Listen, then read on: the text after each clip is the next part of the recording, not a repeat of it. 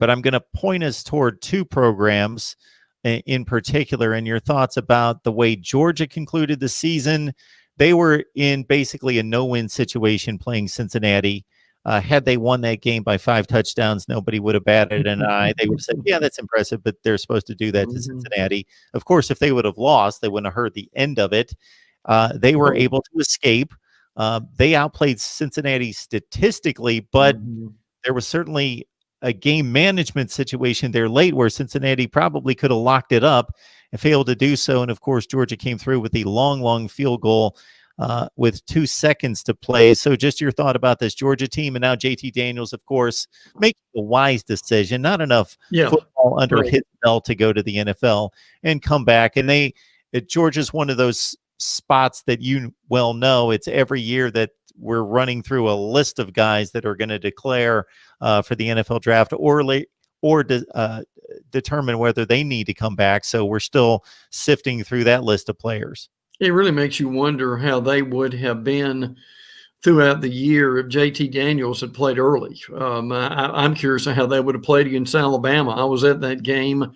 Not saying Georgia would have won, but I think Georgia would have probably played better, but just frankly because JT Daniels is a better quarterback. I mean, he's got a really good arm, and he, I think, proved that 4-0 as a starter before it was over. I think and Georgia was able to win that game without Ben Cleveland and Trey McKitty, the Florida State transfer, Monty Bryce, Eric Stokes, Tyson Campbell, now leaving. So they've got a lot of replacement to do, but yet at the same time, they've got a lot of talent to go with that too. I'm a real group of 5 guy, and really would like to see them get a chance in an expanded playoff. And I give Cincinnati a lot of credit for how they played. But man, they played hard, didn't they, Mark? They were very focused. And listen, you're right. If that last minute field goal, man, if that thing goes 51 yards instead of 53, we would have never heard the end of that. That there's no doubt Georgia was in a no-win situation, but they were able to come back and they were able to play well. And I think the one thing that's already gotten a lot of play, which I'm sure you've heard about, is that Georgia Clemson opener. How about that, Mark, to whet our appetite in 2021? So that will be the game that a lot of folks are talking about. I know Bama plays Miami to start, but I think there'll be a whole lot more said about Georgia and Clemson, particularly Clemson wanting to get that semifinal loss to Ohio State out of their mouth early on, and what a huge game that will be to start the season. Then Brent also wanted to look at Florida. I don't know if there's drama anywhere else in the country more so than with Dan Mullen and that crew. Yeah. My goodness, what a dichotomy of level of play and success on the field versus the hijinks off the field throughout the season, whether it was the fight against Missouri, the Darth Vader costume, the comments about losing at Texas A&M because the crowd noise was too heavy, just on and on. He continued to stick his foot in his mouth, but meanwhile, he was winning. Now, unfortunately for him, there was a sour taste in everyone's mouth concerning the LSU loss that cost them from having a legitimate shot at the playoff. The Alabama loss was certainly understandable. They played very well. And then, of course, the fallout from the Cotton Bowl. I think personally, had they played a game similar to what North Carolina did against Texas A&M, where they're missing 2 of the best running backs in the nation, their best wide receiver, their best defensive player, and they still go out and play a capable game. They fight and scratch and claw, and they take it down to the final couple minutes against A&M, did North Carolina, that nobody would have had an issue with Florida losing that game, even if they would have gotten beaten by 2 or 3 touchdowns. But it turned out to be quite the circus out there of just strange play calling and yanking quarterbacks back and forth, and it just wasn't a good look at the Cotton Bowl. No, it really wasn't at all. And unfortunately, you've got Dan Mullen after the game talking about his scout team on the field. I'm guessing that probably didn't go real well And look, Mark, I think that's something. Mullen's a good football coach, and there's no question about that.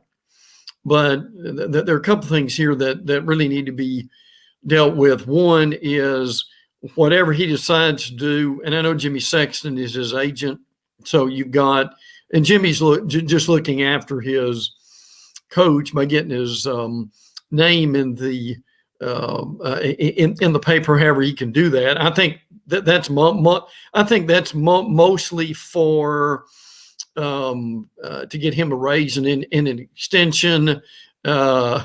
Yes, Mullen's name's been mentioned with the Jaguars a little bit too. So is Urban Meyer and a whole bunch of others. But I think there needs to be some maturity in Mullen. I'm with you. There have been times to where it's just not a good look, is it, Mark? In the post-game press conferences, when they're dealing with that, in some of the comments that are made, and I think that's one thing that's going to have to happen. Look, the bottom line is Florida had a really good year. They beat Georgia, and they won the East. They go to the SEC championship game, and they play really hard against Alabama. So I think the thing that you see there is you still see a lot of potential. I'm intrigued by Emory Jones and the Richardson kid. They both did fairly well in the bowl game with the chance that they got. I think the other thing, though, along with that is they struggled somewhat with the offensive line. That they've got to kind of get that patched up.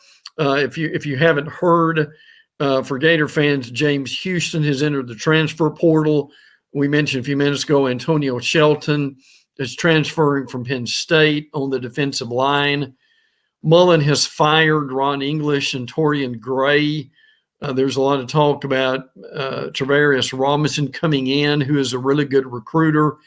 And Mark, another thing is, I'm not real sure how much Mullen enjoys recruiting, and that staff has struggled with it. Now, look, in fairness, they were 7th in the Rivals rankings in recruiting. But, brother, you know and I know, if you're 7th, there's probably, Mark, 5 SEC teams ahead of you. So is 7th really all that good? Although a lot of people would take a 7th-rate class, to say the least. Zachary Carter will come back, so I think that's a plus for Florida. So, but they've still got some facility work that they've got to do. And I think the thing that we're looking at, Mark, is, and I talked to a former Gator player who's pretty well known in SEC circles about this, and his opinion was he thought Florida's facilities, get this now, were among the worst in the league. And they really have a lot of work to do. And I think Scott Strickland is determined to be able to get that done. And that's going to help Florida a good bit to be able to do so.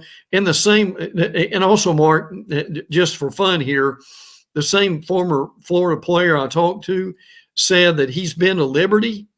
And he said Liberty's facilities are better than some of the facilities in the SEC. So that's a mouthful, isn't it, brother, to think about that. So if Mullen does come back, and I think he will, I think what happens with that coaching staff is going to be very interesting, what he does to retool the quarterbacks. They've got to be able to find a running game. They really struggled, although I think they've got some pretty decent running backs. And again, the big question here is, will Todd Grantham go or will Todd Grantham stay the defensive coordinator? And what we're seeing right now is he probably will stay. And I still think Grantham's pretty good defensive coordinator. Is he elite? You could argue that he's not, but at the same time, he's been in a lot of different places. So as of now, that change is not going to be made. Might be made later. But again, Florida's really one to watch during this offseason, Mark, as you mentioned, at times that there can be no shortage of drama in Gainesville.